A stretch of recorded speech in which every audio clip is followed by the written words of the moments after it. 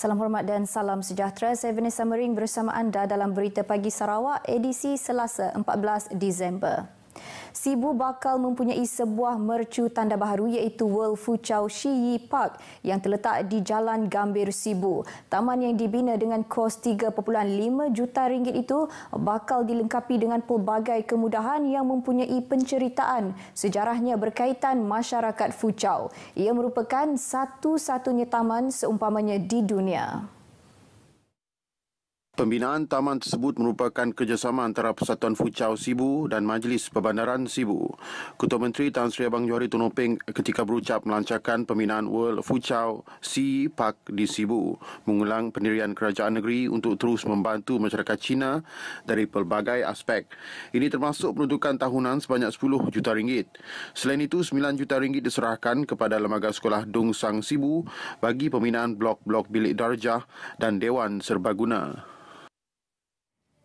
Sementara itu, Kementerian Perusahaan Perladangan dan Komoditi sedang melaksanakan inisiatif untuk mengurangkan jurang antara pengeluaran domestik koko dengan keperluan semasa di peringkat hiliran. Timbalan Menterinya Datuk Willy Mongin berkata, meskipun koko adalah tanaman komoditi ketiga terbesar negara selepas kelapa sawit dan getah, namun pengeluaran koko negara tidak mencukupi untuk memenuhi keperluan pengisaran negara.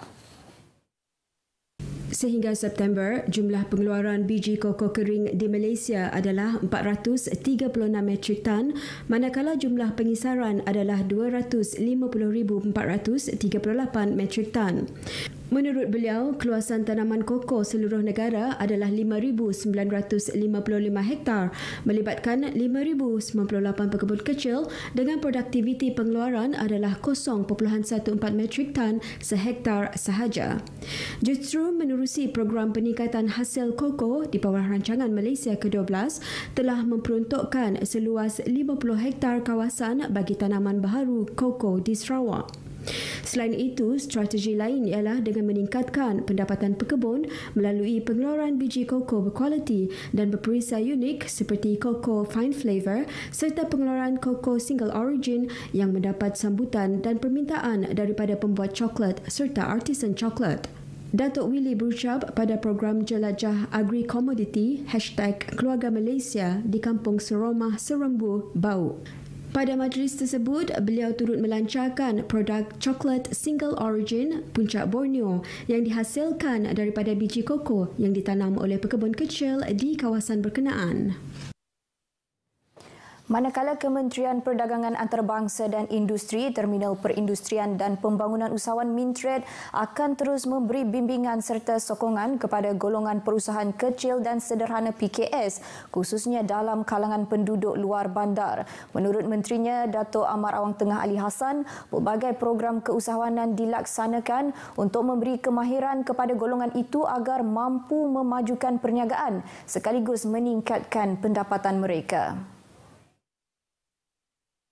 Jelasnya, golongan PKS merupakan tulang belakang ekonomi negara, manakala sebanyak 90% perniagaan di Sarawak adalah jenis PKS. Tambahnya, kementeriannya kini memberi fokus terhadap pembangunan keusahawanan ke arah penggunaan platform-platform digital bagi meningkatkan keupayaan perniagaan golongan PKS pada masa akan datang. Justru beliau berharap agar golongan PKS terus berusaha untuk menambah ilmu, pengalaman serta kemahiran dalam usaha meningkatkan perniagaan mereka ke tahap yang lebih tinggi. Beliau berucap merasmikan penangguhan program promosi keusahawanan pembuatan kuih muih yang berlangsung di Dewan Kampung Skiok Bau. Seramai 30 orang peserta dari Kampung Skiok, Kampung Seromah dan Kampung Segubang hadir pada program tersebut. Hari ini merupakan hari pengundian awal bagi pilihan raya umum Dewan Undangan Negeri PRU Dun Sarawak yang bakal menyaksikan seramai 23,043 pengundi.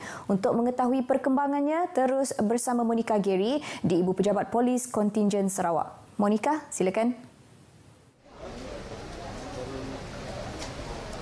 Baik, terima kasih rakan penyampai di studio. Selamat pagi dan salam keluarga Malaysia. Dan pada pagi ini saya berlintas langsung dari salah sebuah pusat pengundian awal di Kuching, iaitu dari Ibu Pejabat Polis Kontijen IPK Sarawak. Dan pusat ini dijangka dibuka sebentar saja lagi, iaitu pada pukul 8 pagi sehingga pukul 5 petang nanti ya.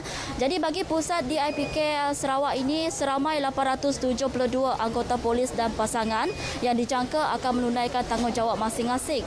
Dan pusat ini juga mempunyai 4 saluran mengundi, iaitu 2 saluran mengundi untuk Dewan Undangan Negeri Satok yang akan dibuka pukul 8 pagi sehingga pukul 5 petang, manakala masing-masing 1 saluran untuk Dewan Undangan Negeri Tupong dan juga Samariang yang akan dibuka pada pukul 8 pagi sehingga pukul 2 petang nanti.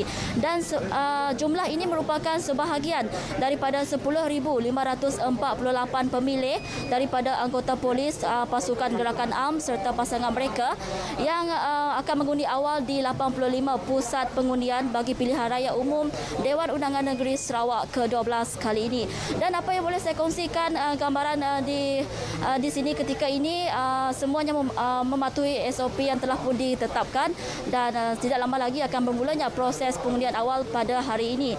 Jadi pada hari pengundian awal hari ini juga seramai 111 petugas PDRM ditugaskan di semua lokasi dan juga semua saluran mengundi di seluruh Sarawak untuk memastikan kelancaran proses pengundian awal pada hari ini.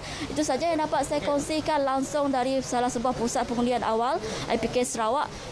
#KamiMilih yang sahih hanya di RTM. Kembali kepada rakan penyampai di studio untuk berita seterusnya. Silakan. Baik, terima kasih Monika. Kita teruskan dengan berita seterusnya. Pelbagai projek pembangunan infrastruktur telah dilaksanakan di kawasan Kuala Balingian, termasuk di beberapa penempatan rumah panjang yang terletak di bawah Dewan Undangan Negeri Dun Balingian. Timbalan Ketua Kaum Kampung Kuala Balingian Razali Sahari menjelaskan, sejak pentadbiran penyandang kerusi Dun Balingian Abdul Yaakob Arbi, pelbagai kemudahan seperti Dewan Serbaguna, bangunan tadika kemas, jalan kampung dan bekalan air bersih antara yang telah diusahakan oleh beliau. Pembinaan masjid baru, pembinaan jana elektrik dan juga pembekalan air. Kalau kita lihat banyak dilaksanakan. Kalau lihat dari segi fasiliti untuk kemudahan rakyat, contohnya dewan-dewan masyarakat, kemudahan sukan untuk belia-belia telah beliau sediakan. Penempatan Kuala Balingian yang juga bakal memiliki sebuah bangunan masjid yang menelan kos pembinaan dengan peruntukan lebih 10 juta ringgit.